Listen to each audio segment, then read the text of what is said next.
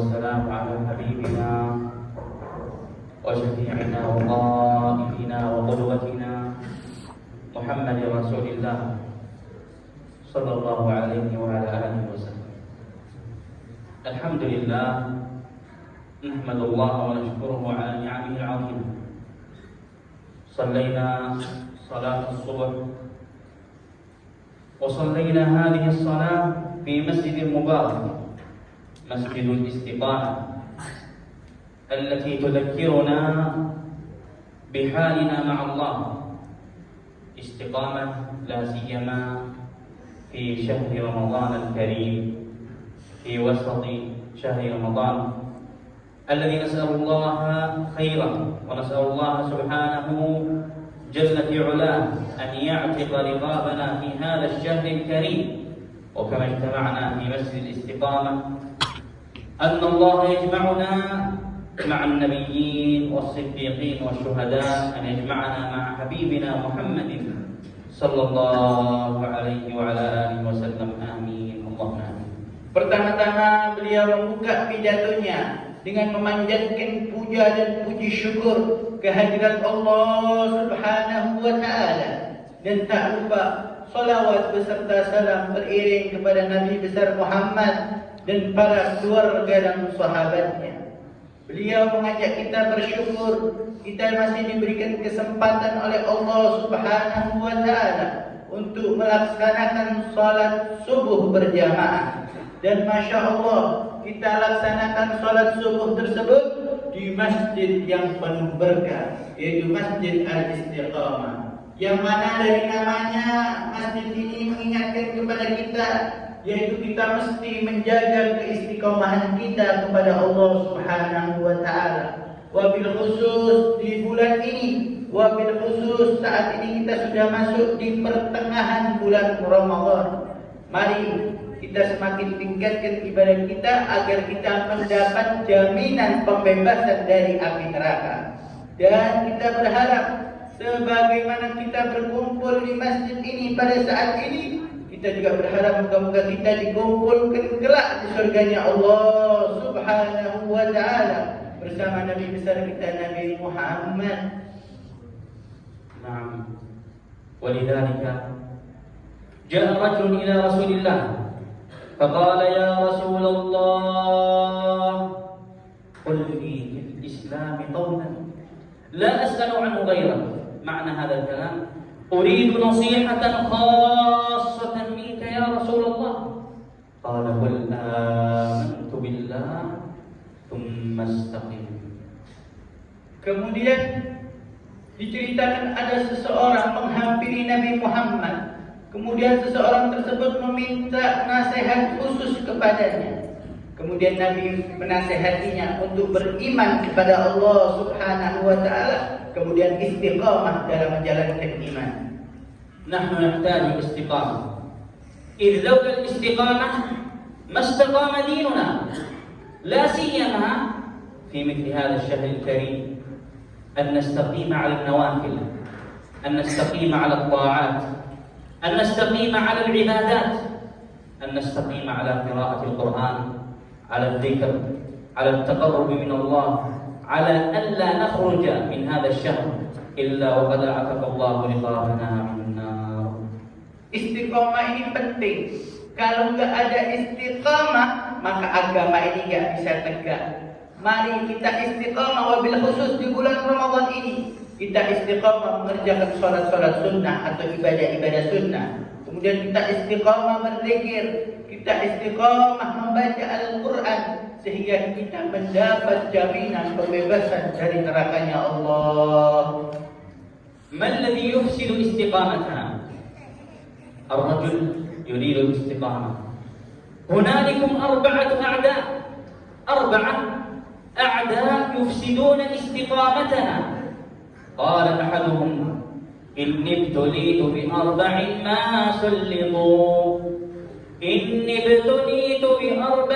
ما سلطوا إلا لعظم مشقتي وهواني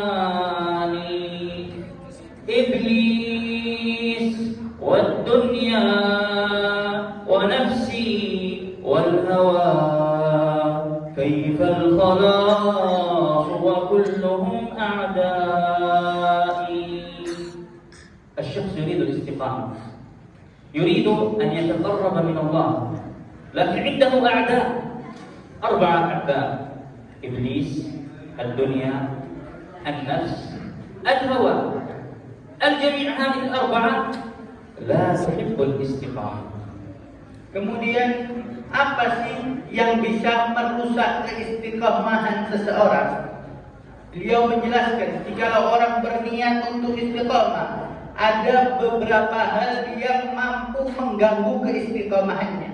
Beliau tadi ungkapkan lewat sebuah syair yang intinya ada 4 musuh yang suka mengganggu kita dalam jalur istiqomah, yaitu pertama iblis, kemudian kedua dunia, ketiga nafsu, dan keempat hawa. الآن إبليس في رمضان لا يوجد. إبليس أيضا ذهب مربوط كما أخبرنا حبيبنا محمد صلى الله عليه وعلى آله وسلم. إبليس مربوط. إذا ما الذي يجعل الناس ينحرفون في شهر رمضان عن الاستقامة؟ ما هو السبب؟ السبب هي الأشياء ال3 الباقية. Kemudian kalau bulan Ramadan, alhamdulillah musuh pertama kita yaitu iblis oleh Allah Subhanahu wa taala dibelenggu. Namun tetap ternyata masih ada yang di bulan suci ini menyimpang dari jalannya Allah Subhanahu wa taala. Hal itu terjadi karena 3 musuh yang lainnya, yaitu hawa nafsu dan dunia. ولكن إبليس ذكي ولكن نعوذ بالله من خبثه، نعوذ بالله. قد جعل له وكيل إبليس. كيف وكيل إبليس؟ هو يجعلهم يعملون من قبل رمضان، يعملون المسلسلات، يعملون الأفلام، يعملون المضحكات، حتى ينشغل الناس عما هو أعظم من العبادة في شهر رمضان. Tapi iblis ini cerdas. Dia mungkin dibelenggu di bulan ini, namun dia sebelum bulan Ramadan kerja keras. Bagaimana walaupun dia dibelenggu masih bisa mengganggu umat muslim ketika beribadah di bulan Ramadan.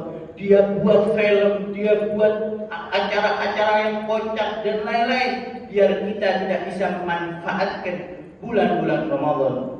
صح هذا صح ولا لا؟ هكذا في إندونيسيا لا؟ Mungkin ini benar di Indonesia seperti itu. صح؟ نحن عندنا في العرب الأفلام والمسلسلات وكل الأشياء الجديدة لا تخرج إلا في رمضان. تستغرب لماذا يخرج هذه الأشياء الكثيرة؟ ما هو السبب؟ إنه إبليس قد أعد العدة من قبل رمضان. نعوذ بالله. Kemudian beliau jelaskan di Arab tempat beliau tinggal bahwa film-film yang bagus dan baru itu keluarnya waktu bulan Ramadan. Pertanyaannya, kenapa kok bisa dikeluarkan di bulan Ramadan? Itu siasat iblis biar menyimpangkan kita untuk memanfaatkan bulan Ramadan ini. نعم. إذن يتبقى معنا الوكلاء لإبليس. بعضهم وكيل رسمي، أنت وكيلي. بعضهم أرتس، وبعضهم يعني ماذا؟ ربما في الحارة في المنطقة هو وكيل إبليس. تجده ماذا؟ يبيع الأشياء المحرمة، تجده يفعل المعاصي، يفعل الآثام، يجاهر بالمعصية. هذا وكيل رسمي من وكلاء إبليس. Jadi walaupun iblis sekarang dipenjara oleh Allah Subhanahu wa taala, tapi iblis punya wakil-wakil yang tetap meneruskan agenda iblis.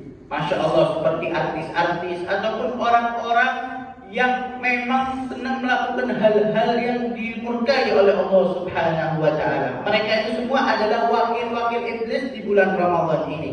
ولذلك يا أيها المسلم إذا تريد الاستقامة إنها أيام قليلة، عليك بالاستقامة، وما تدري أنك بسبب أنك تجتهد في شهر رمضان أن الله يعتق رقبتك من النار إلى أبد الآبدين بسبب استقامة في شهر رمضان.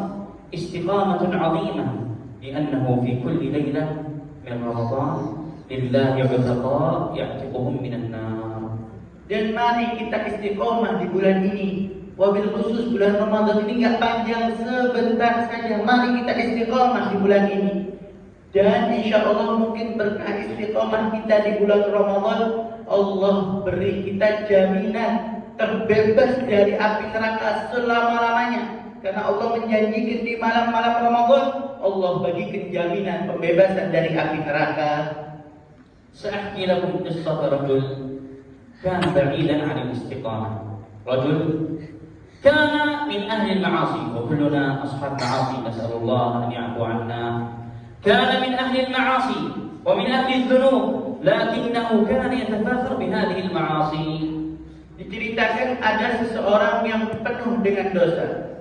Dan bedanya atau uniknya, orang tersebut bangga mampu menampakkan kemaksiatannya secara terang-terangan. وكان دائما في كل ليلة يشرب الخمر أمام ابنته. ابنته عمرها 4 سنوات وهو يشرب أمامها الخمر، نعوذ بالله. Bahkan dia setiap malam orang tersebut minum minuman keras alkohol di hadapan anak perempuannya yang baru berusia 4 tahun. وكان كما يحكي هو كانت ابنتي في كل مرة تذهب بالكأس هكذا كأنها تلعب وتضرب الكأس حتى يسقط من يدي. Kemudian anaknya yang melihat tersebut suka menampar daripada botol yang dia minum sehingga pecah. قال وفي يوم ليلة من الليالي وأنا مع ابنتي الصغيرة ألاعبها وأتحدث معها ماتت أمام عيني. Kemudian dijelaskan suatu saat beliau berbincang-bincang dengan anak perempuannya yang kecil tersebut. قال حزنت في تلك الليلة أنها ماتت أمام عيني. قال وذهبت لدفنها أنا ومجموعة من أقاربي ورجعت في تلك الليلة في حزن شديد لا يعلمه إلا الله. Kemudian pada malam tersebut anak perempuanku meninggal, sehingga aku sedih, teramat sedih pada saat malam tersebut. قال وقلت إنها ليلتي هذه حتى أنسى ابنتي.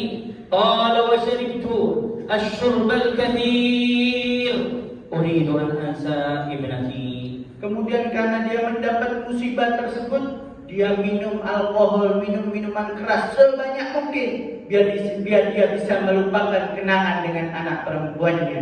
قال فرأيت في المنام كأن القيامة قد قامت وإذا بالناس حفاة عراة غرلا يتحدثون ويخرجون كما وصف الله في كتابه وكما وصف رسولنا صلى الله عليه وعلى آله وسلم في سنته.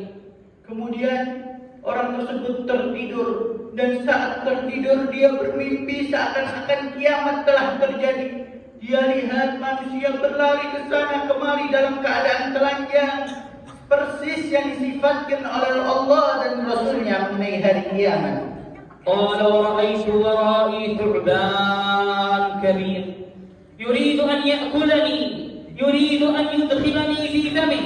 قال وأنا أهرب بشدة أهرب بسرعة حتى لا يأكلني. Kemudian di belakangku ada hewan buas yang ingin mencamplukku, dan aku lari biar tidak dimakan olehnya. قال حتى أتيت على شفير جهنم ورأيتها كما وصف لنا رسولنا أنها سوداء. قال فإذا بي وقفت على شفير جهنم سمعت مناديا ينادي إنك لست من أهلها ارجع إنك لست من أهلها. Kemudian dia lari sampai ke ujung dan dia menyaksikan api neraka. Bagaimana sifatnya persis yang digambarkan oleh Rasulullah, yaitu saking panasnya api tersebut warnanya sampai hitam. Namun anehnya dia mendengar seruan dari langit yang artinya bahwa dia bukan termasuk orang-orang yang dimasukkan dalam jurang neraka tersebut.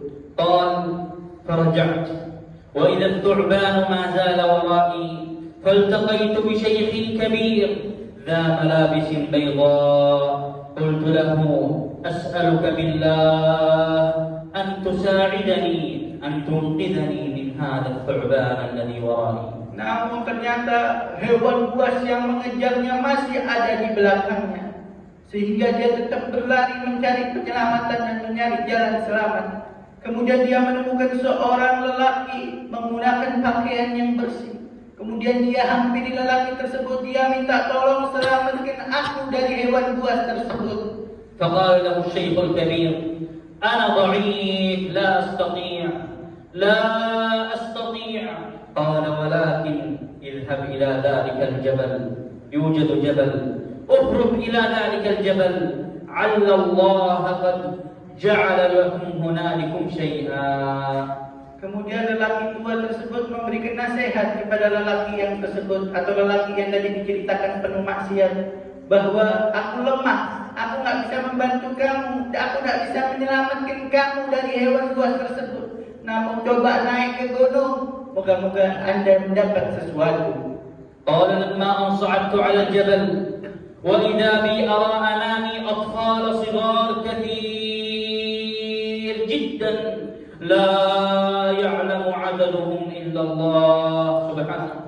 Tatkala dia naik ke gunung, dia melihat betapa banyak anak kecil yang nggak bisa tahu jumlahnya kecuali Allah Subhanahu wa Ta'ala. قال ورأيت من بين الجميع ابنتي لما أرأتني قال طارت حتى وصلت إلى حضني وكنت ماذا وجلست كما كانت تجلس دائما معي. Kemudian dari sekumpulan anak-anak kecil tersebut, aku melihat anakku sedang duduk di sana. فقالت أبتي أبتاه بدأت تتحدث معي أبتاه أما تتقي الله أبتاه أما تراقب الله أبتاه متى رجوعك إلى الله. Kemudian anaknya berkata kepada ayahnya, wahai ayahku, kapan lagi kamu mau bertakwa? Wahai ayahku, kapan lagi di hatimu ada merasa diawasi oleh Allah? Wahai ayahku, kapan kamu taubat kepada Allah? قال فقلت لها أنت الآن تتكلمين قال لم تجبني وقالت أبتاه قال فسألتها ابنتي ما ذلك الثعبان الذي يريد أن يلتهمني ما هو ذلك الثعبان قالت إنه عملك السيء عملك القبيح إنها ذنوبك ومعاصيك قالت ابنتي ما هو ذلك الشيخ الكبير فقالت له إنه عملك الصالح. Kemudian akhirnya tetap anak tersebut menasihati ayahnya yang seorang fasik dan ahli maksiat untuk bertobat dan kembali di jalan yang benar.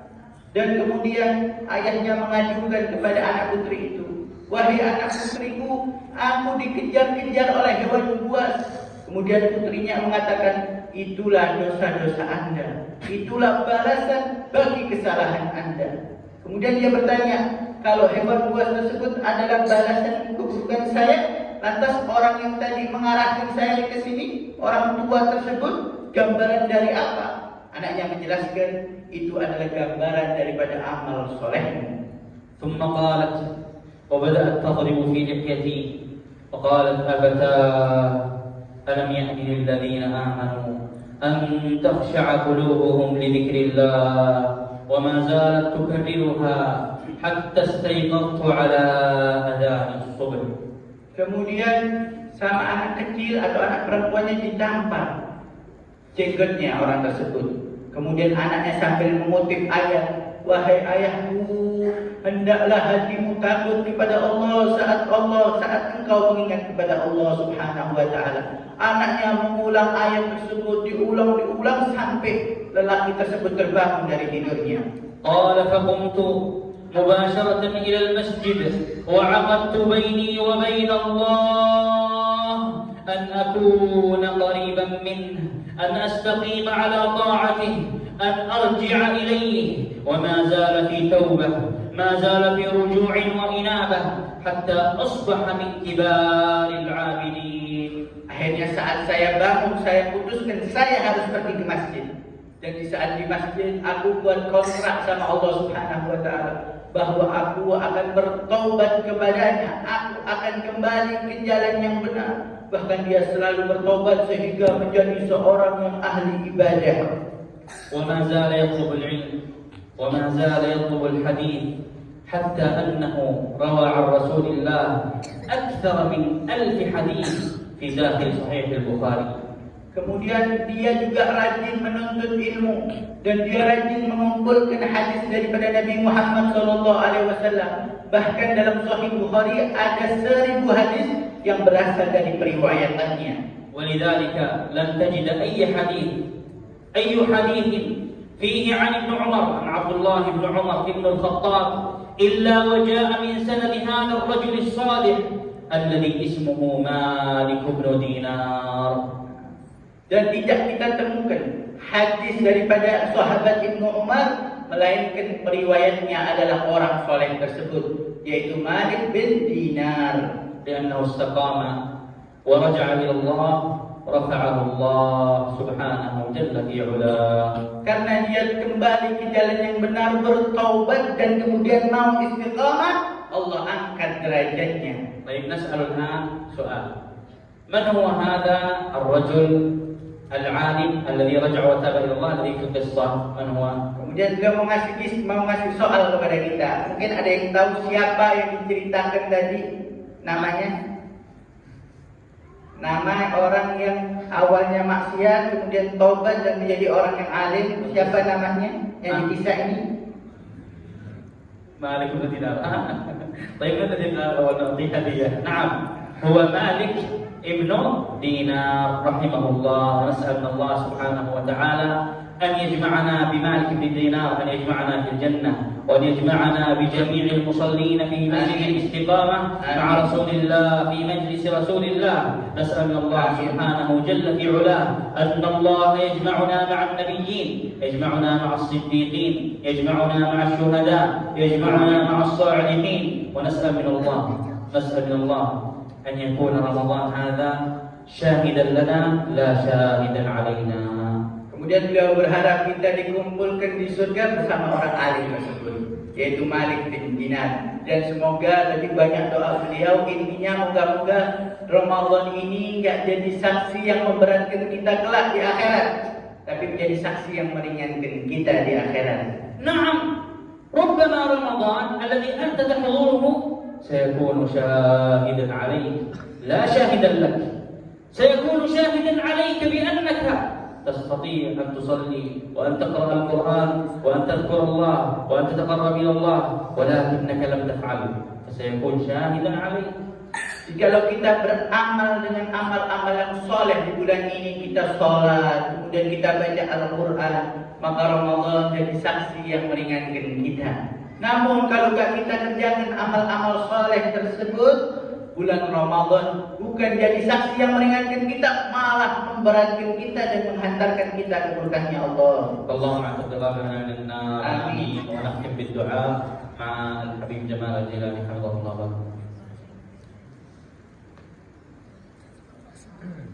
بسم الله الرحمن الرحيم. الحمد لله رب العالمين حمدا يوافي نعمه ويكافئ مزيدا. يا ربنا لك الحمد كما ينبغي لجلال وجهك وعظيم سلطانك. سبحانك لا نحصي ثناء عليك كما اثنيت على نفسك، فلك الحمد حتى ترضى، ولك الحمد اذا رضيت، ولك الحمد بعد الرضا. اللهم صل وسلم على سيدنا محمد في الاولين، وصل وسلم على سيدنا محمد في الاخرين، وصل وسلم على سيدنا محمد في الملأ الاعلى الى يوم الدين. اللهم انا نستحفظك ونستودعك ادياننا وابداننا وانفسنا واهلنا واولادنا واموالنا وكل كل شيء أعطيتنا. اللهم اجعلنا وإياهم في كرمك وأمانك وعيالك من كل شيطان مريد وجبار عنيد وذي بغي وذي حسد ومن شر كل ذي شر، إنك على كل شيء قدير. اللهم جملنا بالعافية والسلامة وحركنا بالتقوى والاستقامة وأعذنا من موجبات الندامة، إنك سميع الدعاء. اللهم اغفر لنا ولوالدينا ولمشائخنا ولذوي الحقوق علينا ولمن أحسن إلينا وللمسلمين والمسلمات وللمؤمنين والمؤمنات الأحياء منهم والأموات. اللهم تقبل صلاتنا وصيامنا وركوعنا وسجودنا وتخشعنا وتذللنا بين يديك. اللهم بلغنا ليلة القدر. اللهم اعتق رقابنا من النار ورقاب آبائنا وأمهاتنا من النار. اللهم اغفر لأمة سيدنا محمد وارحم أمة سيدنا محمد وتجاوز أمة سيدنا محمد وتحنن على أمة سيدنا محمد وادفع البلاء عن أمة سيدنا محمد. اللهم إنا نسألك جوامع الخير كله أوله وآخره ظاهره وباطنه ما علمنا منه وما لم نعلم، ونعوذ بك من الشر كله أوله وآخره ظاهره وباطنه ما علمنا منه وما لم نعلم. اللهم انتب علينا توبة نصوحة وزكنا بها قلبا وجسما وعقلا وروحا. اللهم منا في هذه الليالي واجعلنا من عتقائك ونفدائك وأسرائك من النار. اللهم إنك عفو كريم تحب العفو فاعف عنا. اللهم إنك عفو جواد كريم تحب العفو فاعف عنا. اللهم إنك كريم تحب العفو فاعف عنا. اللهم إنا نسألك من خير ما سألك من عبدك نبيك محمد صلى الله عليه وسلم عبادك الصالحون، ونستعيذ من استعاذك من عبدك نبيك محمد صلى الله عليه وسلم عبادك الصالحون، والحمد لله رب العالمين.